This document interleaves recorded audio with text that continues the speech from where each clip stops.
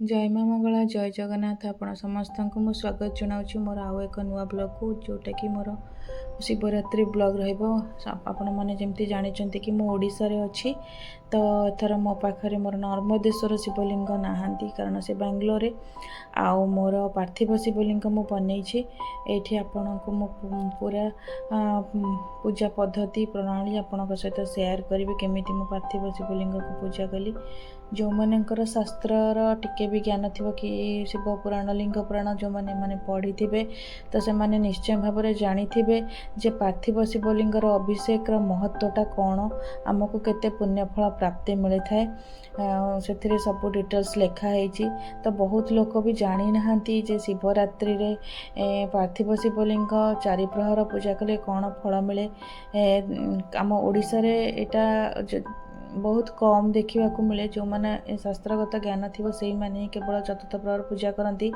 ना तो आम मैंने समस्ते मु भी आगुरी चतुर्थ प्रहर पूजा विषय जानी नी मुझे कि केवल जागर उपास करी मंदिर रे दीप जाली भोग करी बास एतिकी मोर शिवरात्रि कंप्लीट कर दिए किंतु ना सेटा नुह जेबेठू मु लिंग पुराण हो कि शिव पुराण पढ़ी तो से मु देखिली जो मैंने भी शिवरात्रि महाशिवरात्रि दिन पार्थिव शिवलिंग जदि भी आपण पाखे पत्थर शिवलिंग कि स्फटिक शिवलिंग अच्छा तो ताको भी अभिषेक करि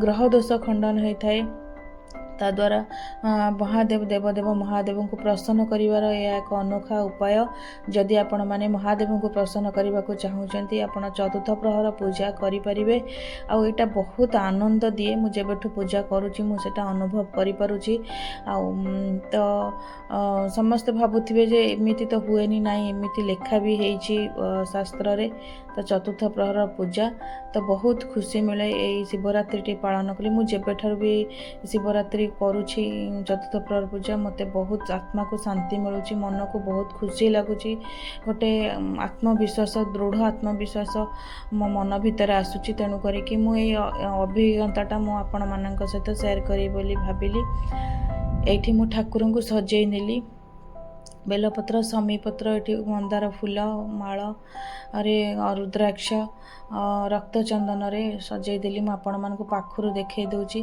मोर पार्थिव शिवलिंग होचंदी ये तो मु तांको सजई देची एठी गुआ रखी तीनोटी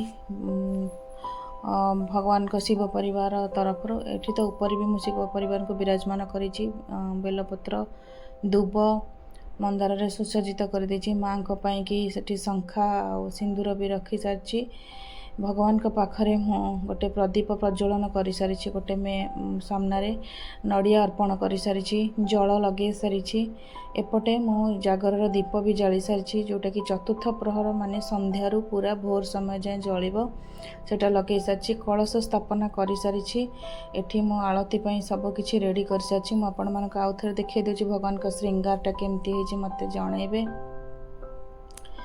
जेहेतु माँकर प्रिय हूँ मंदार आ महादेवंकर प्रिय धला फूल मुझे धला एवं नालीर कॉम्बिनेशन रे फूल सजाई तो ये मु 108 बेलपत्र भगवान देवदेव महादेव को अर्पण करुच्ची जोटा पार्थिव शिवलिंग उपरे तो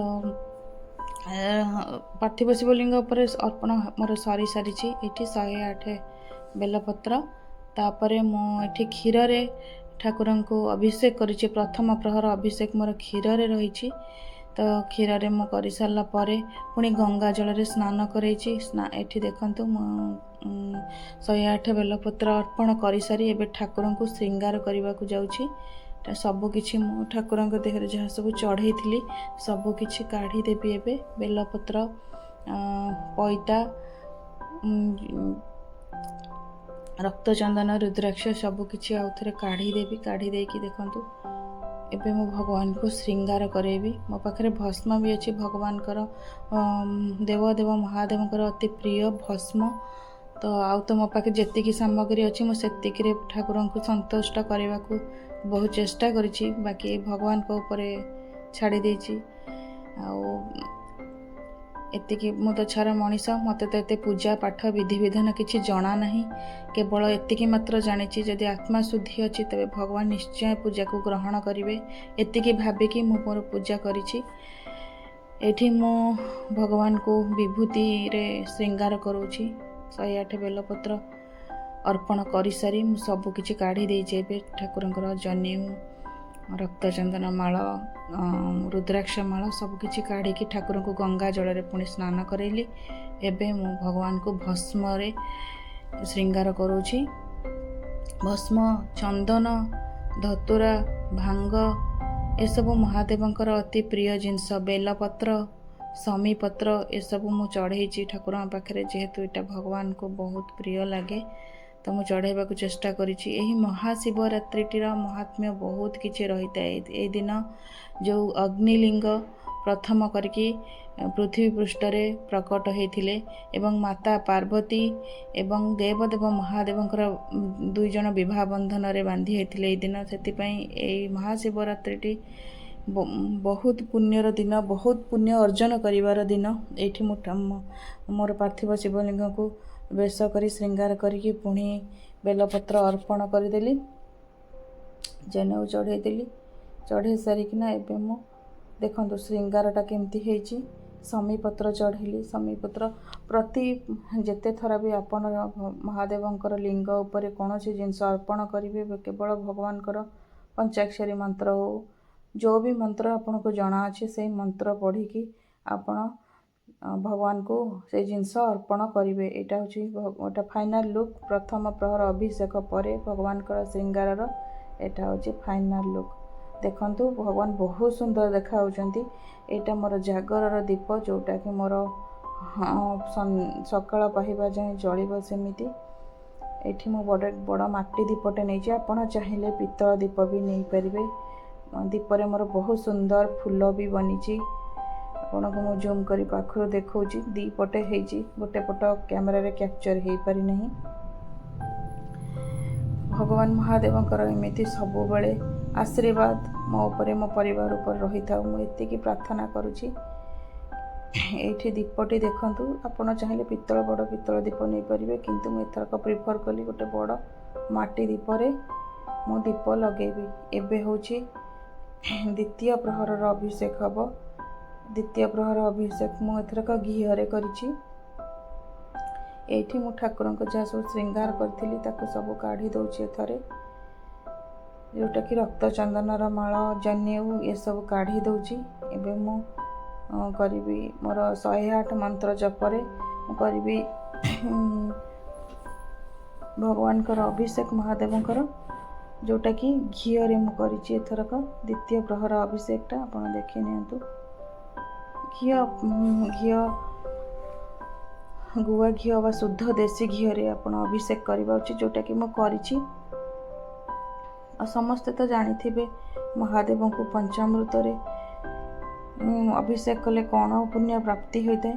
ତ ଆଉ ବିଶେଷ କରିକି ଜାଗର ବା ମହାଶିବରାତ୍ରି ଦିନ ମୋର ଏଇଠି ସରିଯାଇଛି ମୋର ଦ୍ୱିତୀୟ ପ୍ରହରର ପୂଜା, ଯେଉଁଟାକି ଗୁଆ ଘିଅରେ, ଶୁଦ୍ଧ ଗୁଆ ଘିଅରେ କରିଥିଲି।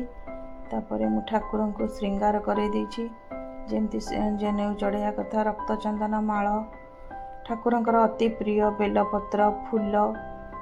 କିନ୍ତୁ ମୋତେ ଭାଙ୍ଗ ଧତୁରା ମିଳିଲାନି, ଯେହେତୁ ମୁଁ ଯେତିକି ସାମଗ୍ରୀ ପାଇପାରିଲି ସେତିକି ସାମଗ୍ରୀରେ ଠାକୁରଙ୍କୁ ସନ୍ତୁଷ୍ଟ କରାଇବାକୁ ଚେଷ୍ଟା କରିଛି। ଏଠି ଦ୍ୱିତୀୟ ପ୍ରହରର ଶୃଙ୍ଗାର ପରେ ମୋର ତୃତୀୟ ପ୍ରହରର ପୂଜା, ଯେଉଁଟାକି ମୁଁ ଦହିରେ କରିଛି। ଏଇଟା ତୃତୀୟ ପ୍ରହରର ପୂଜା ମୁଁ ପ୍ରାୟ 11:45ରୁ 12ଟା ଭିତରେ କରିଛି। ତୃତୀୟ ପ୍ରହର ପୂଜା ମୁଁ କରିଛି ରାତି 2ଟା ପାଖାପାଖିରେ କରିଛି। ଦେଖନ୍ତୁ ଏବେ ଶିବଲିଙ୍ଗ ମୋର ଏମିତି ଦେଖାଯାଉଛନ୍ତି। ତ ମୁଁ ଏଇଟା ତୃତୀୟ ପ୍ରହର ଅଭିଷେକରେ ଦହିରେ ଅଭିଷେକ କରିଛି ଭଗବାନ ଭୋଲେନାଥଙ୍କୁ।